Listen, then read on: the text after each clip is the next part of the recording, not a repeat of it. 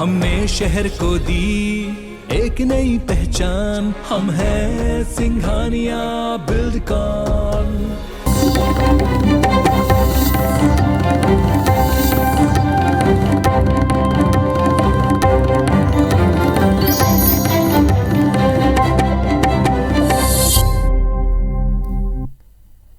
नमस्कार, बहुत स्वागत है आप सबका। मैं पुनीत पाठक और मध्य प्रदेश की दिन भर की बड़ी खबरें विस्तार से जानने का वक्त है। शिवराज कैबिनेट की बैठक में सीपीए राजधानी परियोजना प्रशासन को खत्म करने की फाइल पर मोहर लग गई। 31 मार्च 2022 से सीपीए का अस्तित्व खत्म हो जाएगा। सड़कें, बिल्डिंग पीडब्ल्यूडी के हवाले हो गई, तो वहीं 7 बड़े पार्क्स और इससे जुड़े काम का जिम्मा वन विभाग का रहेगा। गैस राहत से जुड़े सारे काम भोपाल गैस त्रासदी राहत एवं पुनर्वास विभाग को सौंपे गए हैं। कैबिनेट ने वन समितियों को लाभांश 10% की बजाय 20% करने के प्रस्ताव को पास किया। साथ ही वन समितियों का गठन अब ग्राम सभाएं करेंगे। इसमें वन विभाग का कोई दखल नहीं होगा।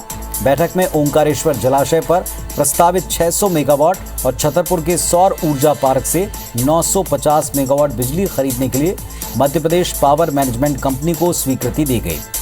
कैबिनेट ने 26,000 करोड़ की सिंचाई परियोजनाओं को भी पास किया। नर्मदा जल के उपयोग के लिए 2600 करोड़ रुपए की लागत से नर्मदा घाटी विकास और जल संसाधन विभाग की 12 सिंचाई परियोजनाओं के लिए टेंडर बुलाए जाएंगे।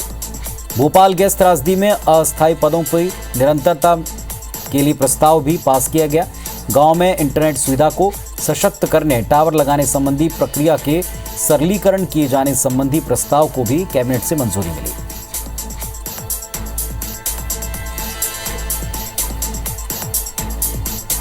ये 5 वर्ष के लिए भोपाल गैस त्रासदी की निरंतरता 1363 अस्थायी पदों की भी सहमति प्रदान की है। राजधानी परियोजना प्रशासन का विघटन कर अब पीडब्ल्यूडी विभाग में इसका संविलीन करने का भी कैबिनेट के द्वारा तय किया है। इस समय तक 225 बच्चे सभी अपने घर पर सुरक्षित पहुंच चुके हैं। हमारे जनजाति भाइयों को पूरा का पूरा जो संचित निधि का पैसा था वो वन समितियों को देने का कहा है। मुख्यमंत्री शिवराज सिंह चौहान ने अपने मंत्रियों के साथ सीएम हाउस में लंच पर उनसे योजनाओं की प्रगति और आगामी बजट सत्र को लेकर चर्चा की। मुख्यमंत्री शिवराज सिंह चौहान ने अलग अलग मंत्री समूह की सरकारी योजनाओं और कार्यों की समितियां बनाई हैं। ये समितियां उन योजनाओं और कार्यों को जनता को मिलने वाली सुविधाओं की स्थिति पर रिपोर्ट बनाएंगी। रिपोर्ट में समितियां काम में कमी होने पर उसे दूर करने के उपाय भी सुझाएंगी, ताकि सरकार आने वाले चुनाव से पहले सरकारी योजनाओं को और बेहतर कर सके। इसका मकसद सरकार की छवि को अच्छा बनाना और आगामी चुनाव में काम गिनाकर वोट मांगना है। ये मंत्री समितियां कान्हा की चिंतन बैठक में 26 और 27 मार्च को अपनी रिपोर्ट रखेंगी। विकास को लेकर, कर्मचारियों को लेकर कई समितियां मंत्री समूहों की बनाई गई। ये सभी मंत्री समूह 26-27 मार्च को चिंतन बैठक कान्हा में जो होगी उसके पहले तक अपने अपने समूहों का काम करेंगे और निर्णय पे आएंगे। बीजेपी मध्य प्रदेश के प्रदेश अध्यक्ष वी डी शर्मा गुरुवार को कटनी पहुंचे, जहां उन्होंने बीजेपी कार्यालय में आयोजित संगठन पर्व और समर्पण निधि कार्यक्रम में कार्यकर्ताओं को संबोधित करते हुए कहा कि यूक्रेन में जो हमारे बच्चे फंसे थे, इसे लेकर प्रधानमंत्री मोदी ने गंभीरता से काम किया। कम समय में सारे विद्यार्थियों को सकुशल लाने का प्रयास किया। धीरे धीरे सभी विद्यार्थी वापस आ रहे हैं। कटनी समेत पूरे मध्य प्रदेश के विद्यार्थी वापस लौटे हैं। इन सारे बच्चों के भविष्य का क्या होगा, उस काम में हम सब लग गए हैं। 7 मार्च को पेश होने वाले प्रदेश के बजट पर कहा कि सभी से फीडबैक लिया है। जिन बातों की जरूरत है उनका बजट में खास ध्यान रखा जाएगा। मध्य प्रदेश का बजट बेहतर होगा। प्रधानमंत्री जी को बहुत हृदय से आभार व्यक्त करना चाहता हूं कि उन्होंने इतनी गंभीरता के साथ, इतने संकट के साथ कम समय में सारे विद्यार्थियों को सकुशल वापस लाने की रणनीतिक तैयारी जो उन्होंने की। आत्मनिर्भर मध्य प्रदेश को ताकत देने वाला बजट होगा और हर प्रकार से हर समाज वर्ग के साथ लेकर के बजट के अंदर प्रावधान हमारी सरकार इस पर गंभीरता से कर रही है। मध्य प्रदेश महिला कांग्रेस की नवनियुक्त अध्यक्ष विभा पटेल ने कार्यभार संभाल लिया है। प्रदेश कांग्रेस कार्यालय में आयोजित कार्यक्रम में उन्होंने महिला कार्यकर्ताओं से कहा कि आगामी विधानसभा चुनाव के लिए पूरी तैयारी के साथ जुट जाएं। वरिष्ठ नेताओं के साथ बैठक करके जल्दी टीम बनाई जाएगी। महिलाओं से जुड़े सभी मुद्दों को प्रमुखता के साथ उठाया जाएगा। जल्द प्रदेशव्यापी कार्यक्रम बनाएंगे। 7 मार्च को वरिष्ठ उपाध्यक्षों की बैठक बुलाई है, जिसमें कार्य योजना बनाई जाएगी। कहा कि सदस्यता अभियान को गति देने के लिए कार्यकर्ताओं से संवाद किया जाएगा। साल 2023 में होने वाले विधानसभा चुनाव के लिए मतदान केंद्र स्तर पर समिति बनाई जाएगी। सभी का मैं आभार व्यक्त करती हूँ, जिन्होंने संगठन में मुझे एक ये अहम जिम्मेदारी दी है। मेरी कोशिश होगी कि जिस तरीके से और जिस उम्मीद के साथ उनने मुझ पर विश्वास व्यक्त किया है, मैं उस पर खरी उतरूं और हम महिलाएं जो आधी आबादी मानी जाती हैं, उस आधी आबादी की आवाज़ पूरे सशक्त तरीके से जनता तक पहुँचे, उसकी समस्याओं का हम निराकरण करा पाएँ, यही मेरे प्रयास। जबलपुर हाईकोर्ट ने भोपाल के टीटी नगर चौराहे पर लगी पूर्व सीएम अर्जुन सिंह की प्रतिमा समेत प्रदेश भर में सड़कों और चौराहों पर लगी ऐसी प्रतिमाओं को हटाने का आदेश दिया जो यातायात में बाधक हैं। दरअसल सुप्रीम कोर्ट ने 18 जनवरी 2013 को सड़कों और चौराहों पर प्रतिमाओं को सुगम यातायात के लिए हटाने का आदेश दिया था। इसके पालन में भोपाल के टीटी नगर चौराहे पर लगी चंद्रशेखर आजाद की प्रतिमा हटाई, लेकिन बाद में उसी जगह पर अर्जुन सिंह की प्रतिमा लगा दी। इसके खिलाफ वकील ने जबलपुर हाईकोर्ट में याचिका दायर की थी। सुनवाई के दौरान भोपाल नगर निगम और सरकार ने ये कहते हुए याचिका खारिज करने की मांग की कि अर्जुन सिंह की प्रतिमा यातायात में बाधक नहीं है। हालांकि बाद में सरकार ने प्रतिमा को यातायात में बाधक माना और उसे हटाने की बात की। हाईकोर्ट ने याचिकाकर्ता को बदनाम करने पर राज्य सरकार और भोपाल नगर निगम दोनों पर 30,000 रुपए का जुर्माना लगाया। कि अधिकारियों ने जो है ना कुत्सित इरादे से कानून का पालन नहीं किया है और याचिकाकर्ता को बदनाम करने की कोशिश की है। मूर्ति हटाने के तो आदेश दिए ही गए हैं इस याचिका में और 30,000 रुपए की कॉस्ट राज्य शासन और भोपाल नगर निगम पर लगाई गई। मध्य प्रदेश पुलिस के नए मुखिया 1987 बैच के आईपीएस सुधीर सक्सेना होंगे।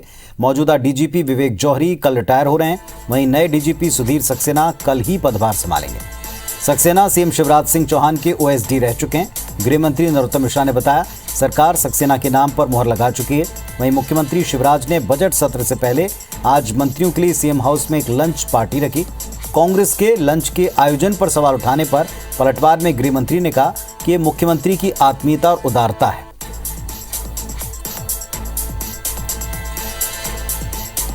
सुधीर सक्सेना जी अगले डीजीपी मध्य प्रदेश के होंगे। माननीय मुख्यमंत्री जी सदैव से विधायकों के साथ, मंत्रियों के साथ ऐसे सामूहिक बैठना, भोजन करना, बातचीत करना, सहज भाव में भी बैठते हैं। ये उनकी आत्मीयता और उदारता है। कोरोना संक्रमण की तीसरी लहर भले ही थम चुकी हो, लेकिन मध्य प्रदेश में अब भी कोरोना संक्रमण के मामले सामने आ रहे हैं और ऐसे में कोरोना संक्रमण रोकथाम के प्रमुख हथियार टीकाकरण पर जोर दिया जा रहा है। लिहाजा 15 से 18 और 60 साल से अधिक उम्र के पात्र लोगों के टीकाकरण के लिए स्वास्थ्य विभाग ने 10 मोबाइल वैन शुरू किए। इन वैन को स्वास्थ्य मंत्री डॉक्टर प्रभुराम चौधरी और सहकारिता मंत्री अरविंद भदौरिया ने हरी झंडी दिखाकर रवाना किया। ये वैन उन क्षेत्रों में लोगों को घरों तक पहुंचाएगी जिन्होंने अब तक दोनों या दूसरी डोज नहीं लगवाई। इसके अलावा उन्हें बूस्टर डोज लगाए जाएंगे। स्वास्थ्य मंत्री ने बताया कि इन दोनों ही वर्ग के 15% लोग किसी न किसी डोज से वंचित हैं।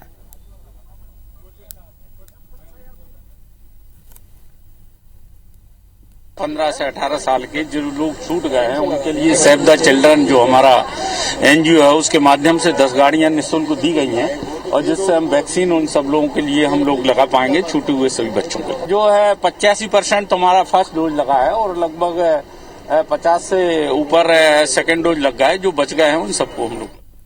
यूक्रेन से छात्रों की वापसी का क्रम लगातार जारी है। विदिशा जिले के गंज बासौदा की सृष्टि सोनी भी सरकार के विमान से दिल्ली और फिर विदिशा पहुंची। सबसे पहले सृष्टि ने रंगई स्थित हनुमान मंदिर पहुंचकर माथा टेका। सृष्टि ने इस दौरान यूक्रेन के हालात का जिक्र किया। बताया कि वो 3 बॉर्डर क्रॉस करके पहुंच पाई। एक रात एयरपोर्ट पर गुजारनी पड़ी। उसी समय मंत्री ज्योतिरादित्य सिंधिया ने मदद का भरोसा दिलाया था। सिंधिया ने खुद सृष्टि का हाथ थामकर अपनी सीट उसे दी। वहीं खंडवा जिले के 5 स्टूडेंट में से 3 अपने घर आ चुके हैं, जबकि 2 छात्र रोमानिया बॉर्डर पर पहुंच चुके हैं। अब दोनों का परिवार उनकी घर वापसी का इंतजार कर रहा है। देशगांव के पास मालखेड़ा गांव और राजपाल पवार यूक्रेन में मेडिकल की पढ़ाई कर रहे हैं। परिवार को सकुशल स्वदेश वापसी का इंतजार है। जिले के एसपी विवेक सिंह के निर्देश पर टीआई नारायण सिंह राजपूत और बलजीत सिंह एक और छात्र मुर्तजा के परिवार से मिलने पहुंचे। उन्हें जरूरत पड़ने पर मदद का भरोसा दिया।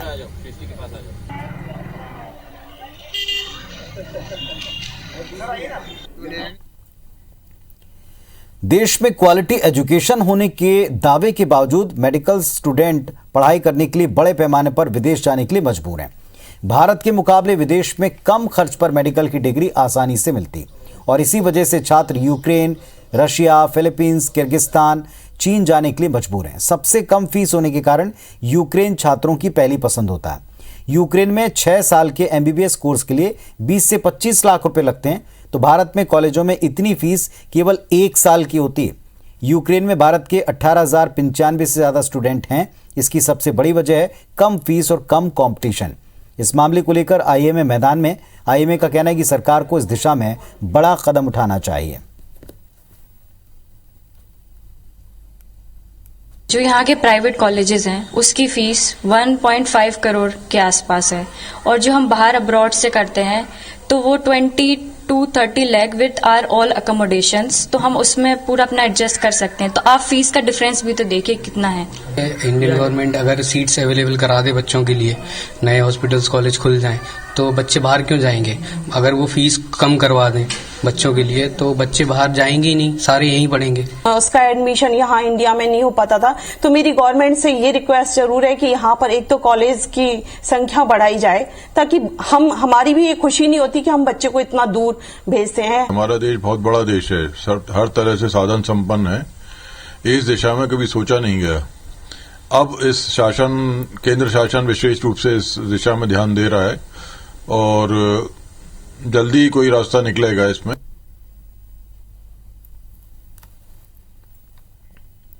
तो इस बुलेटिन में फिलहाल इतना ही। खबरों और अपडेट्स के लिए आप देखते रहें IBC 24। नमस्कार।